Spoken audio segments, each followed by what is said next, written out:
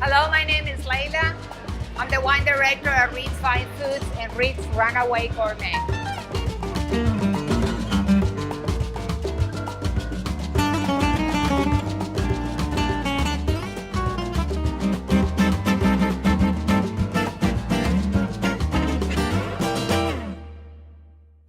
Our journey takes us to Mallorca and Menorca Islands, situated at the western side of the Mediterranean Sea, near the Iberian Peninsula, a paradise for any visitor. Over 300 days of sun per year, rich gastronomy and outstanding wines. What a destination! Let us transport you there. Mallorca is the largest of all the islands and the only one to produce wine. The land is rich in limestone and red sandy elements. The climate, of course, is Mediterranean, with mild temperatures and reasonable rainfall. The wines produced in this area are made all from indigenous grapes, Callet, Fogonou, and Manto Negro. These are wines with intense color and breadfruit flavor nuances, all suitable for aging. Reid's Meat Department is considered to be the best in the city. It's actually called a cut above. So here with us is Mac again, another smiling face at Reid's, and he is going to tell us the difference between baby back ribs and spare ribs. When I was looking for a dish that would pair well with the wine I'm going to present next on this Spain episode, I started thinking totally out of the box and thinking, well, you know, I think this is really going to work and we're going to try it later when I present the wine. But I think there is no better qualified person than Matt to tell us about the difference between the two of them. So take it over. Okay, what we have here is our baby backs, which is 99% everybody's favorite ribs, okay? They come off the pork loin itself of the pig. So is it top? It's the top. It's right going down the back of it. And these actually protect the pork tenderloin and the pork loin. Okay, and these are very tender. There's usually a membrane on the back, but as you see, we sell them without the membrane. And they're more tender. And why is that? Why do you take the membrane off? They're more tender, you know, and they're really tasty. So if the you fire do that. goes directly on the bone, basically. Yeah, it goes. Start cooking through it. Exactly. Okay. And these are made to be cooked slow. That's why they're juicy and they're tender when you do that. It's best to sauce them toward the end. And that way, if you got any kind of sugar in your sauces, they won't burn. Okay, now, we don't have any spare ribs here, but spare ribs come off the side of the pig, okay? They're lean and meaty, but they're also a little fatty.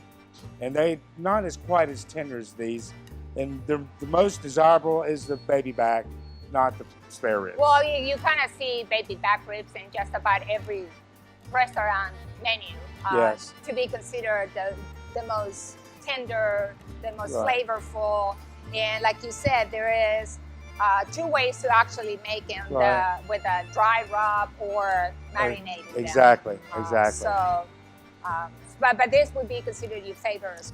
My favorite, and this, like I say, by no means everybody loves baby back. Yeah, I know that. How long does it take to cook?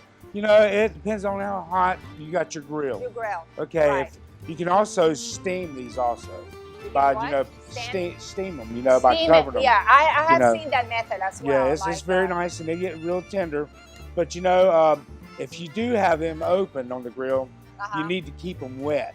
Meaning, you need to keep them sauced. Yeah. You have to baste them constantly so they don't dry out. Right, exactly. After they've cooked, for about 45 minutes, 45 minutes. Then I would start to really baste them. But beforehand, you can always dry rub them. And they're real nice. And I guess for that method, we switch later to Ryan, who is the best in making spare ribs, baby back ribs, which is what we use in our menu all the time. Okay, well, we'll be back with going to another country and presenting another thing. So thank you so much. Thank you. Thank you. So Alma Negra is a red wine that is made from the Callet grape varietal. What is wonderful is that the vines are about 50 to 85 years old, then it results in really good concentration of flavors. Let me just put a tiny bit so I can describe the wine a little better. And it has a really dark cherry color to it, but it's a little bit on the opaque side.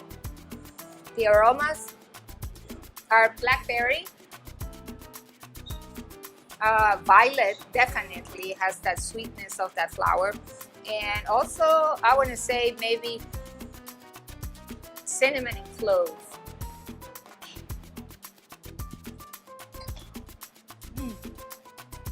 And the palate, the wine is rich, very, very flavored.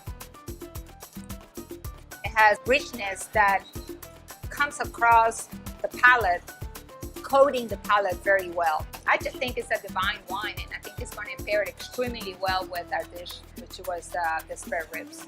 It's going to be fabulous with it. And like I said before, this is, you know, talking totally outside the box, but this wine will pair beautifully with barbecue ribs. And of course, you know, cheese and wine go together, so we have to talk about a cheese that is from Spain, and this comes from the region of Menorca, the other island next to Mallorca. The texture of the cheese is a little bit like cheddar, very rich, pungent, and it has a little bit of saltiness to it, representing the Mediterranean Sea as well. This, jamón serrano and anima negra, perfect combination.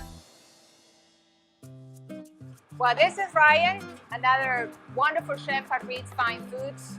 Ryan and I have done quite a bit of things together, and this journey takes us to the island of Mallorca. So you're going to prepare for us a typical dish from that region, which is basically a paella, but the rice is being substituted by noodles, and therefore it takes the name of FIDEAU. So we have all our mise en place here. It's just an unbelievable dish. So you adding your extra virgin olive oil to the pan. Just a little bit to get it hot so your noodles don't stick. Right. Wait for that to get hot. If you add the noodles while it's cold, you have the possibility of the noodles sticking. Correct. So you're going to coat basically the noodles with the olive oil. So I will assume that the pan doesn't have to be that hot, otherwise it will burn. Just enough to get your oil all the way around. You coat in the pan and you add in the noodles. And what type of noodles we using? We're using linguine today. Linguine today. It should be cut in about 2 inches to 3 inches long, so they have the opportunity to brown but not burn. Which they will cook very quickly on you, so you have to keep moving around. So you can see that the noodle has been totally coated by the olive oil now, and that's going to be your base. We're using Garofalo brand of pasta. I think it's one of the best coming from Italy now, and it comes in 15 different shapes, cuts, but this typical dish requires some sort of thin noodle. In Italian it's called FIDEAU, and in Spanish it's called FIDEAU as well. And this, you can see now, and if you point to the camera, how the noodles are beginning to change color. Right when you see them start turning a little golden brown, then we will add our clams. Yeah. We add the clams first because clams will be the longest thing that'll cook in this dish. And once the clams start cooking, they will reduce and let out their own liquid. So the liquid from the shellfish is basically adding the water that the pasta needs. Once you have those hot, you add your mussels. Once you started seeing the clams open a little bit. Wow, that's amazing. We have a little fish stock that we'll add too to help get steam, help the clams open up a little bit, along with the mussels. Right.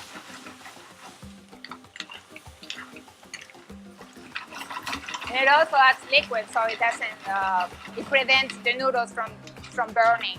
And then once you see your mussels start opening up, like that, then we'll add our scallops. which we cut in half to just make them cook a little bit more evenly. I tell you, we have the best scallops in town. We add whole shrimp. Whole shrimp. About medium in size to large. So those are what, 16? 1620s. 1620s, okay. So everything's about the same size. And then we'll add our haddock.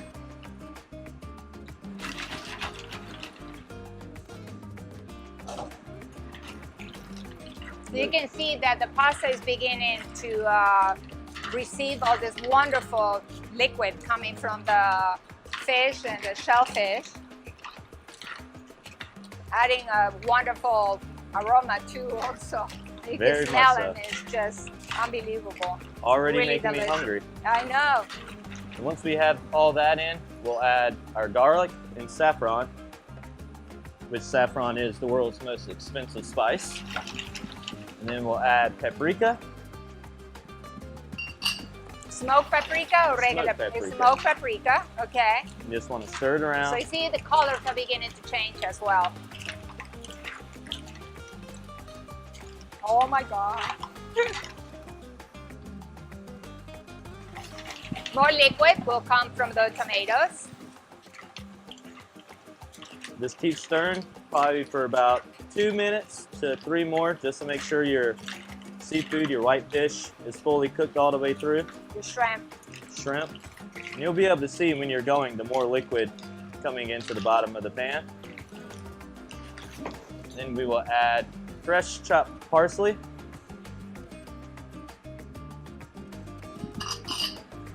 A little bit of salt. Sea salt. Sea salt. Sea salt. And then a few cracks of fresh black pepper. Since black pepper, when cracked, is more potent than when you're using dried, you only need a little bit. So you keep tossing and tossing, and so to get this is one of those dishes, like I said before, do not touch the food until it's ready. But in this one, because it really doesn't have a whole lot of liquid, you have to keep tossing and mixing. Scallops are done. Scallops are done. They will cook a little bit quicker than everything else. So do you think the pasta is going to be al dente, or you think it's going to, I guess we'll try it, right? We'll still have a little bite to it, but I think it's going to be pretty al dente. Yeah. But it'll have a good crunch to it still. Since you're kind of frying it with the olive oil, right? It doesn't make it too soft like if you But it kind of sears it as well, yeah. I think we are almost there, Layla. I think so too, and I can't wait. It's done. It's actually done. I say we try it. I don't know where to begin. I guess I'm the pasta. I'm going to go for scallop. You're going to go for the scallop? I'm going to go for the pasta first. I just want to see, you know, this is like so different. Oh my God. Who would have known? Who would have? Who would have known? Very simple dish, yet with a lot of flavor still in it. The saffron adds a layer of taste there that, you know, is You would not expect. for you and I is easy to recognize, but the person trying to learn how to make it will go, oh my God, this is so good. And again, yeah, there's a lot of ingredients, but definitely the saffron adds another layer, another dimension to the taste of this dish. And it's one of the dishes that make it seem harder to make, and it'll make you look better in front of your friends with doing something still yet easy and simple. Cooking like a pro is something that, you know, we're starting here at Reid's, and it's just so wonderful that to expose you, all of our chefs, to being able to participate in cooking class and delight our customers with all these wonderful dishes that you guys are able and capable of produce for us. So Reid's cooking class, #1, no question about it. And Ryan, you did it again, buddy. Thank you very much. Fabulous dish.